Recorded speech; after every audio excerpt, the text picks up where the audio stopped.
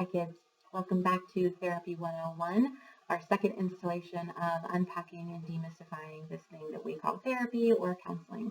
I am Katie Myers. I'm a licensed clinical social worker, been in the field for over 15 years, and really want to share all of my behind the scenes insight and awareness of what others who have never engaged in therapy might be questioning or might be wondering or might be curious about. So today's topic is going to be, how do I find a therapist? In many cases, we get referred to somebody because a friend really likes their practitioner or their professional. Other times we are faced with a list that might have been given to us by our insurance provider, right? Like this is a list of all the people who take our insurance. Other times you might be on Psychology Today and searching through the list and wondering, how do I pick from this list of 500 therapists? Yes, you can narrow it down. You can filter it by keywords, specialties, expertise, how many years of experience, gender, faith backgrounds, LGBTQ support or not, whatever the criteria is, you can do some filtering. But it's not going to tell you if the person that you are about to either pick up the phone and call or walk into their office and sit down with, it's not going to tell you if you are going to connect, if they're going to be the right one for you. And frankly, there are different personalities and different types of therapists that are good for different parts of our lives. I can remember going to therapy in my early 20s, and I really needed somebody who really just I felt like they understood me. So I needed a little bit of a younger clinician, and I found some fantastic people that I felt like really got me, that really understood me. Now, as I am into my late 30s, I have different things that are coming up, and I want them to specialize more in depression management and life skills and finding your purpose, right? And so my therapist today would not have fit my needs for a therapist back 15 years ago. The other thing to remember is that because we are so individualized, when your bestie says, oh my gosh, my therapist is amazing, you're going to love her, you might not love her. You might not click. You might not connect. And that's okay. I like to encourage people that finding a therapist is kind of like finding a partner. Sometimes you're going to click with people that you meet, and sometimes you're not. The ones that you don't click with, it might feel like a waste of time, but it's not. It's getting you closer to the person who will be your person. So it's worth doing some research. It's worth having, anytime that somebody offers a 15-minute free consultation, it's worth going through that process and doing that. It's worth asking, can we do a 15-minute video call first just to see if our energy vibes?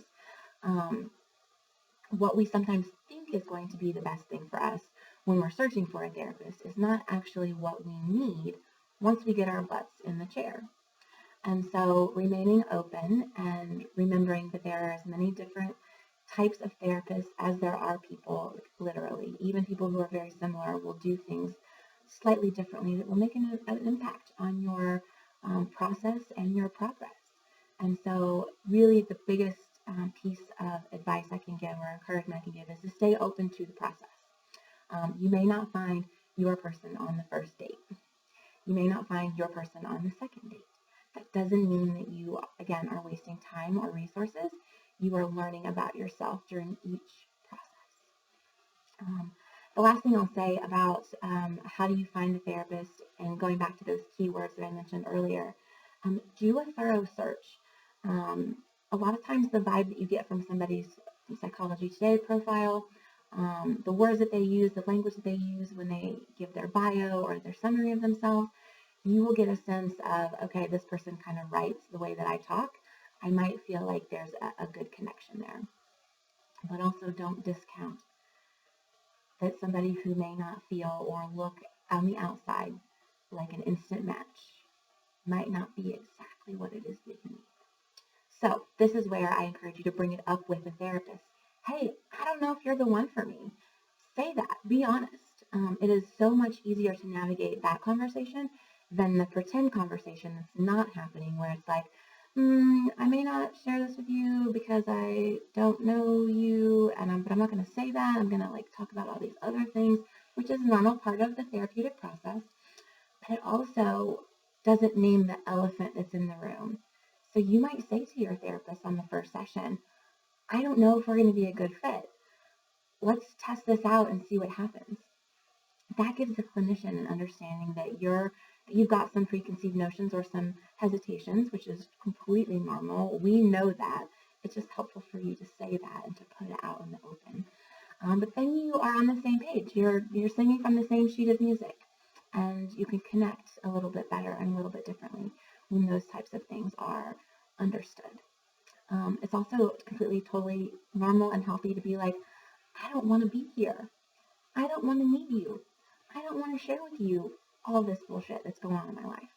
I would much rather pretend that none of it exists. Being honest about those things also gives a level of candidness and authenticity that a therapist can really use that information. Therapists can only do with what you are giving them. So sometimes I hear people say, my therapist isn't very good.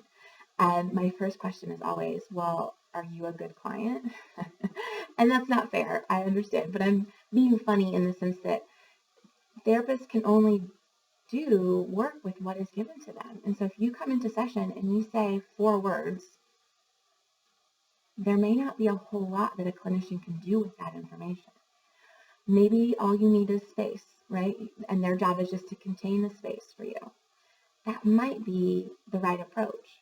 But if you are walking in having high expectations of, I'm going to go in and this person's going to walk me through all of this different stuff, they may not know. Therapists are people too. They're not mind readers and they don't have crystal balls, although there's some very intuitive clinicians that can kind of get to the heart of things quicker than others. But I encourage you to give as much as what you want to get. And when we are releasing these different things from inside of us, it creates space for us to receive. And so, but if you find that the style of clinician that you're with is a real,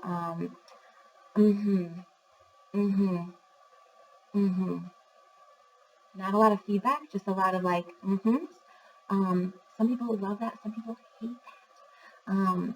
Know that that person might just not be your person, and there is your person. And this is really the takeaway that I want to really reinforce more than anything is I believe 100% without a shadow of a doubt that your therapist is out there. And it's not that I want you to have to kiss a lot of frogs to get to a prince, and you're not going to be kissing anybody because your professional is going to have boundaries and will not go down that path with you.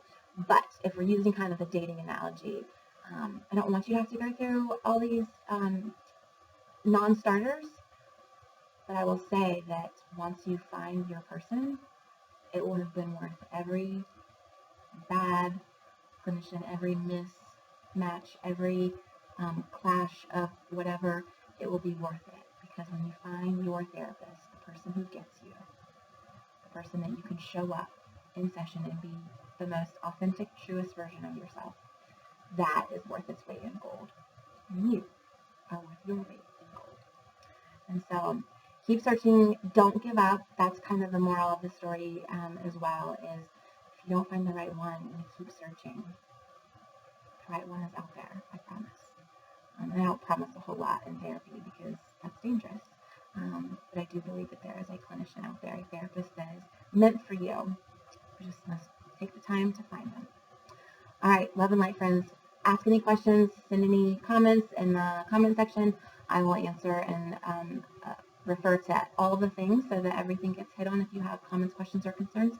And I will see you again soon.